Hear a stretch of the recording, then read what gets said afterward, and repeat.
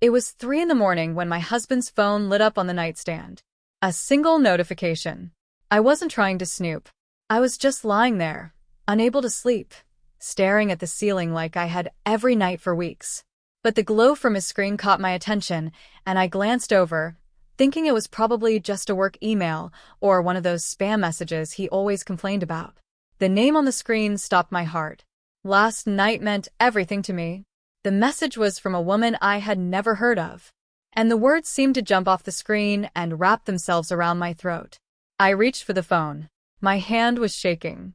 And in that moment, I had no idea that I was about to uncover a betrayal so calculated, so deeply planned, that it would completely reshape everything I thought I knew about love, trust, and the man I had shared my entire life with.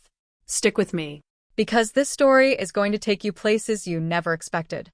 And if it touches you, take a moment to support our channel by hitting that subscribe button, dropping a like, and sharing it with someone who needs to hear this. My name is Eleanor Vance. For the past 12 years, I've been married to a man named Derek. We met in college. He was charming, ambitious, and made me feel like I was the only woman in the room. We built a life together from nothing. Those early years were full of late nights, microwave dinners, and dreams we were too young to know would take decades to achieve. I worked as a graphic designer. Derek was in sales. We were both hungry for success, but more importantly, we were hungry for each other. I believed in him completely. When he wanted to start his own business, I was the one who cashed out my savings account to help him get off the ground. When he came home exhausted and defeated after losing his first major client, I held him and told him it would all work out. I poured everything into our marriage. My time, my money, my emotional energy. And I did it gladly because I thought we were partners. But somewhere along the way, something shifted. I didn't notice it at first because the changes were small, almost invisible. Derek started coming home later. His phone became permanently attached to his hand. He used to tell me everything about his day, but now when I asked how work went, he would shrug and say, "Fine," without any details. I told myself he was just stressed. Running a business takes a toll, and I understood that. I gave him space. I stopped asking too many questions because I didn't want to be the nagging wife who made his life harder. I started making excuses for him. When he forgot our anniversary, I told myself he had too much on his mind. When he snapped at me for no reason, I convinced myself he was just under pressure. The thing about being a supportive partner is that sometimes you support someone so much that you forget to support yourself. I was so focused on protecting Derek's peace that I completely ignored the fact that I was slowly losing my own. 6 months ago, Derek told me he had to go on a business trip to Chicago. It was supposed to last 4 days. He said it was a major opportunity and that if this deal went through, it would change everything for us. I was genuinely excited for him. I packed his suitcase, made sure he had everything he needed, kissed him goodbye at the airport, and told him to call me when he landed. He called that first night. He sounded rushed, but happy. He said the meetings were going well.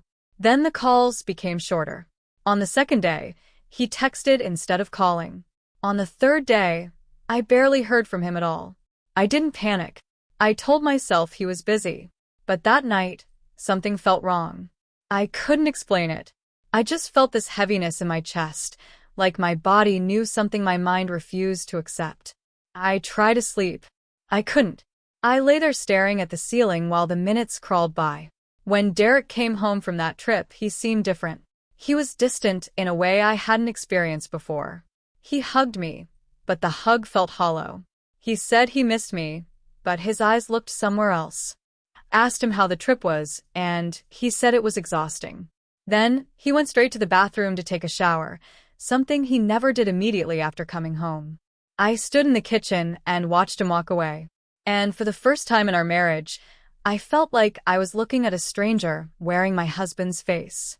I didn't confront him that night because I didn't have any proof of anything. I just had a feeling, and I had been taught my whole life that feelings aren't facts. I told myself to be patient. I told myself I was overthinking. I told myself that marriage is about trust, and if I started questioning every little thing, I would destroy the relationship myself. Weeks turned into months. Derek continued to grow more distant. He started taking late-night calls in the garage. He changed his phone password. I noticed because I used to know it, and one day when I tried to check the weather on his phone, he snatched it out of my hand like I had touched something dangerous. He laughed it off and said he had to change it for work security. I didn't believe him, but I nodded anyway. I became someone I didn't recognize. I started paying attention to every small detail. The way he dressed differently. The new cologne he started wearing that I didn't buy for him. The way he would smile at his phone in a way he never smiled at me anymore. I felt like I was watching my marriage fall apart in slow motion, but I couldn't do anything about it because every time I tried to bring up my concerns, Derek would turn it around on me. He said I was paranoid. He said I was insecure. He said that my constant questioning was the reason he needed space. And the worst part was that I started to believe him. I started to think maybe I was the problem.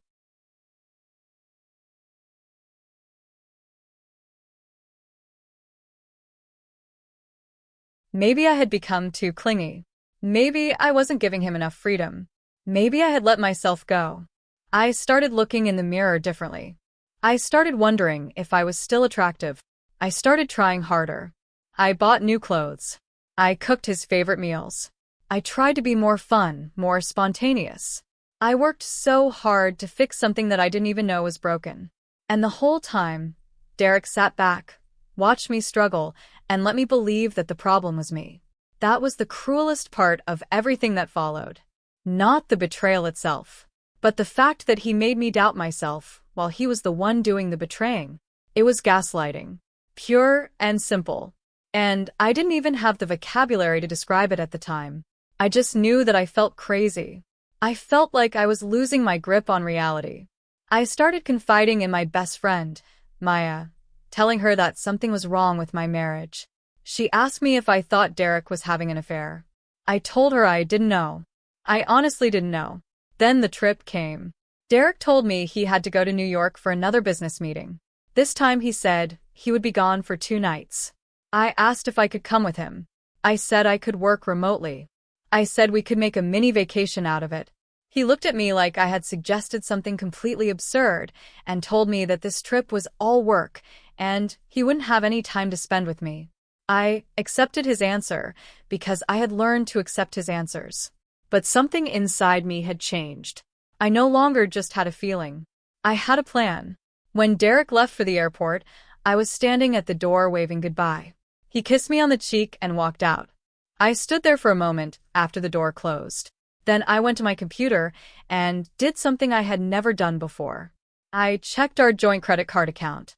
At first, everything looked normal. There were charges for parking, a meal at a restaurant, his airline ticket. But then I saw something unusual. A charge had been made the night before he left. At a jewelry store. It was for an amount that seemed too high to be a business expense. I stared at the screen and tried to think of any innocent explanation. Maybe it was a gift for his mother. Or for his sister. I called his sister. She hadn't heard from him. I called his mother. She didn't know anything about a gift. I sat there with my heart pounding and felt like I had just uncovered the first piece of a puzzle that I wasn't sure I wanted to solve. But I couldn't stop myself. I kept digging. I looked through our phone records online. I saw a number I didn't recognize showing up over and over again. Long calls late at night. Some lasting for hours. I typed the number into my phone, and it didn't come up with any name. I tried searching it on social media. Nothing came up. Whoever this person was, they were careful. They wanted to stay hidden. That's when I realized that this had been going on for much longer than I thought. And it wasn't just an affair. It was a system. Derek had created a secret world within our marriage. He had carefully constructed a double life, and he had been living in it for months while I slept next to him. I felt sick. I wanted to confront him immediately, but something held me back. I needed more evidence. I needed to know the full truth before I showed my hand. So I waited. I pretended everything was normal. I even made him dinner when he came back from New York and asked him how his trip was. He told me about the meetings. He lied to my face with complete confidence. And I smiled and nodded because I was playing a game now too. A week later, I got my chance. Derek left his phone on the kitchen counter while he went to take a shower. I had been waiting for this moment, but when it finally came, I froze. I knew that if I picked up that phone, there would be no going back. Once I saw whatever was on there, I could never unsee it. I stood there for a full minute. Then I picked up the phone and entered his new password. It took 3 tries before I got it right. And when I did, everything appeared at once. The messages, the photos, the plans, the secret meetings, the woman's name. Her name was Vanessa, and she was beautiful. I looked at her profile picture and felt something inside me break. This was the woman my husband was smiling at when he looked at his phone. This was the person he was spending his time with while I was at home waiting for him. I scrolled through months of messages, and the more I read, the more horrified I became. They had been together for almost a year. A year. While I was cooking his meals and doing his laundry and supporting his business, he was building an entire separate relationship with another woman. They had taken trips together. They had spent weekends at hotels. He had told her he loved her. He had told her he was going to leave me. My hands were shaking so badly, I almost dropped the phone. But I kept reading because I needed to understand. I needed to see exactly what I had been dealing with. And then I found the messages about the jewelry store charge. He had bought her a bracelet. A beautiful, expensive bracelet. He had given it to her 2 days before he came home from New York. He had been with her that whole trip. Not in business meetings. He had been with her. I felt like someone had punched me in the chest. I couldn't breathe. I put the phone down exactly where I had found it and walked outside. I sat on the porch and just stared at the sky. I had been married to this man for 12 years. 12 years of building a life. 12 years of sacrifice. And he had thrown it all away for someone he had known for less time than we had been together. I didn't cry. I couldn't cry. I was too numb. I just sat there and let the reality wash over me. And then something shifted. The numbness turned into something else. It turned into clarity. I knew what I had to do. I wasn't going to confront him. Not yet. I needed to be smart. I needed to plan. If he was capable of this kind of deception, he was capable of anything. And I was not about to let him destroy me. The next morning, I called a lawyer. I explained everything. The lawyer told me to start gathering evidence, to document everything I had found, to secure my own financial accounts, to prepare for a divorce. I listened carefully and took notes. I felt like I was in a movie, and I was going to handle it the same way I had handled everything else in my life, with determination. I went home and started gathering documents, bank statements, credit card bills, copies of the messages I had found. I created a folder on my computer labeled taxes because Derek never checked that folder. I was methodical. I was careful. I played the role of the oblivious wife while secretly building my case. Weeks passed. Derek noticed nothing. He was too consumed with his secret life to realize that his wife had become a detective. I watched him lie to me every single day. I watched him kiss me goodbye and then go meet her. I watched him look at his phone and smile at her messages while I sat across from him at the dinner table. And every time I felt like breaking down, I reminded myself that I was fighting for something.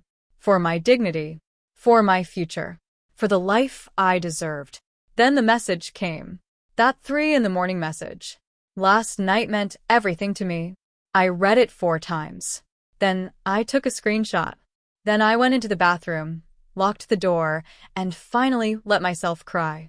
I cried for everything I had lost. For the marriage I thought I had. For the man I thought I knew. For the years I would never get back. I cried until I had no tears left. And then I dried my face, looked at myself in the mirror, and made a decision. I was done hiding.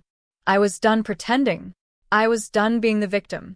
I was going to face this head-on. And I was going to do it in a way that Derek would never expect. I didn't scream. I didn't cry.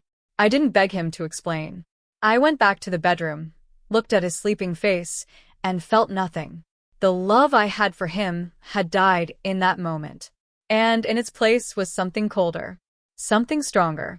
I picked up my phone and sent Vanessa a message. It was simple. I know. I would like to meet you. Just the 2 of us. Tomorrow at 3 p.m. at the coffee shop on Elm Street. I didn't know if she would respond. I didn't know what I would say to her if she did. But I knew I needed to look her in the eyes. I needed to understand. I needed to take back some control. And I needed to do it on my terms, not theirs. The next morning, I got a message back. I'll be there. I wasn't surprised. I had read enough of their messages to know that she was curious about me. Derek had told her things about me. Lies, probably. But she wanted to know what I was like. She wanted to see the woman she had helped destroy. And I was going to give her exactly what she wanted. I arrived at the coffee shop at 2:45. I ordered a cup of tea and sat at a table near the window. I wanted to see her before she saw me. At 3 p.m., the door opened and a woman walked in. She was even more beautiful in person than in her pictures. She looked nervous, scanning the room until her eyes landed on me. I smiled and waved. She walked over and sat down across from me. Neither of us spoke at first. We just looked at each other. Two women who had unknowingly shared the same man. Finally, she spoke. I'm sorry. I know this must be strange. I shook my head. Actually, it's not strange at all. I've been thinking about this moment for weeks. She looked down at her hands. He told me you weren't happy. He said the marriage was already over. He said you had drifted apart and you didn't love him anymore. I nodded slowly. That sounded exactly like something Derek would say. He had to make himself the victim. He had to justify his betrayal by blaming me. He lied to you, I said calmly. He's been lying to you too. She looked up, startled. What do you mean? I pulled out my phone and showed her the messages I had found. Not the ones between them. The ones he had sent to me. The ones where he said he loved me. Where he made plans for our anniversary. Where he called me his everything. The ones that overlapped with his messages to her. She read them in silence. Her face changed as she realized the truth. He wasn't just cheating on me. He was also cheating on her. He had been playing both of us. And he had made her believe she was special. She was the one he really loved. The one he was going to leave me for. But he was never going to leave me. He was never going to leave either of us. He wanted both. He wanted the stability of our marriage and the excitement of his secret relationship. And we had both been fooled. I can't believe this, she whispered. He told me he was going to tell you. He said he just needed time. I placed my hand on hers. He was never going to tell me. He was never going to leave. He was going to keep this going as long as he could. And he was going to keep lying to both of us. She started to cry. Quietly at first, and then more openly. He got me a bracelet. He said it was a promise.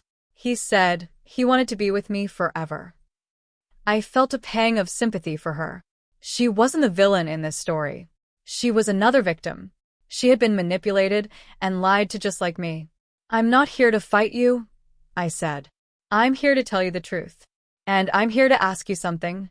She wiped her eyes and looked at me. What? I took a deep breath. I want to send him a message. Together. I want to let him know that we know. That we've met. That we're not his victims anymore. She hesitated. Then she nodded. Okay. I want to do that. I want him to know that I'm not some naive fool he could just use and discard. We planned the message together. We crafted every word carefully. Then she typed it on her phone, and we both sent it to him at the same time. Dear Derek, we met today. We know everything. Don't call us. Don't contact us. You don't get to play games with both of us anymore. We're done. We waited. Within seconds, his phone call started. First to me, then to her. We both ignored him. We sat in the coffee shop and watched his world fall apart.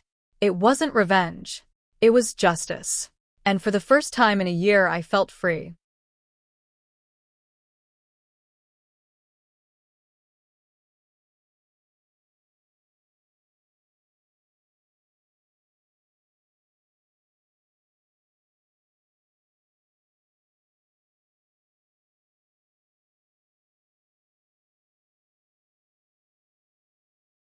We talked for hours after that. Vanessa and me. We discovered that we had more in common than just a lying husband. We were both women who had trusted someone and been betrayed. We were both women who had been made to feel like we were not enough. And we were both women who had finally decided that we were. We agreed to stay in touch. We agreed to support each other through the aftermath. And we agreed that Derek would never have the satisfaction of destroying either of us completely. The next few weeks were difficult. Derek tried everything. He called. He texted. He showed up at my door. He said he was sorry. He said he made a mistake. He said he loved me. I listened to everything he said without reacting.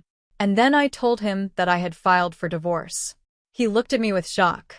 He didn't think I would actually do it. He thought I would forgive him like I had forgiven everything else.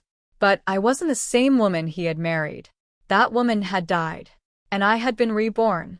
The divorce was finalized 6 months later. I got the house. I got a fair settlement. And I got my life back. Derek moved into a small apartment across town. I heard through mutual friends that his business struggled after the divorce. Something about a deal falling through, bad reputation, clients not trusting him anymore. I felt nothing when I heard that. Not satisfaction.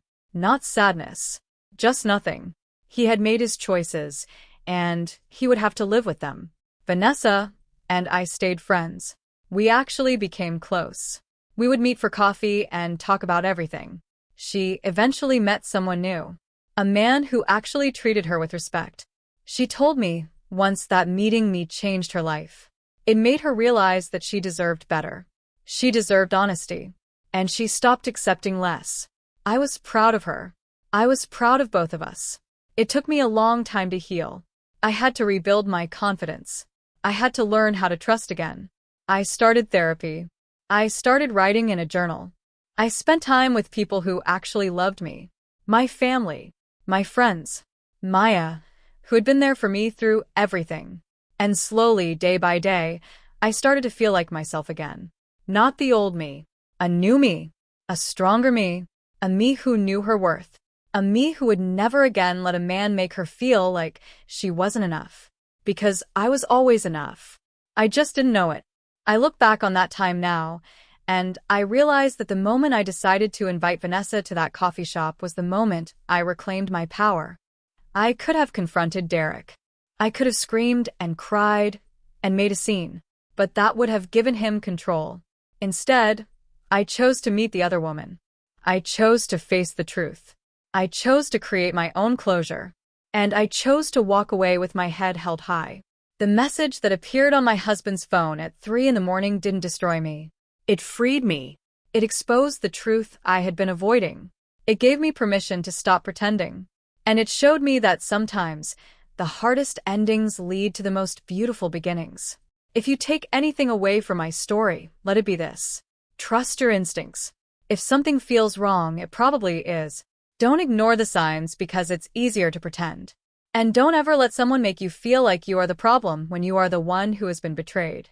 Love is not supposed to be painful. Love is not supposed to be one-sided. Love is supposed to be mutual, honest, and real. And if you are not getting that, you deserve to walk away. You deserve to find someone who will cherish you the way you deserve to be cherished. You deserve to be happy. And you deserve to be loved completely. I found that love eventually. But I found something even more important first. I found myself. And that was the greatest victory of all. Thank you for listening to my story. If it meant something to you, please subscribe to our channel and share it with someone who needs to hear it. Your support means the world to us. Until next time, stay strong, stay honest, and never settle for less than you deserve.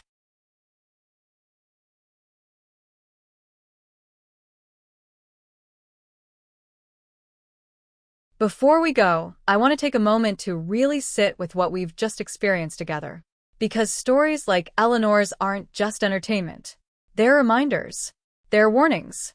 They're mirrors held up to our own lives, forcing us to look at the relationships we've built and ask ourselves some uncomfortable questions. And that's exactly what makes storytelling so powerful. Think about what Eleanor went through.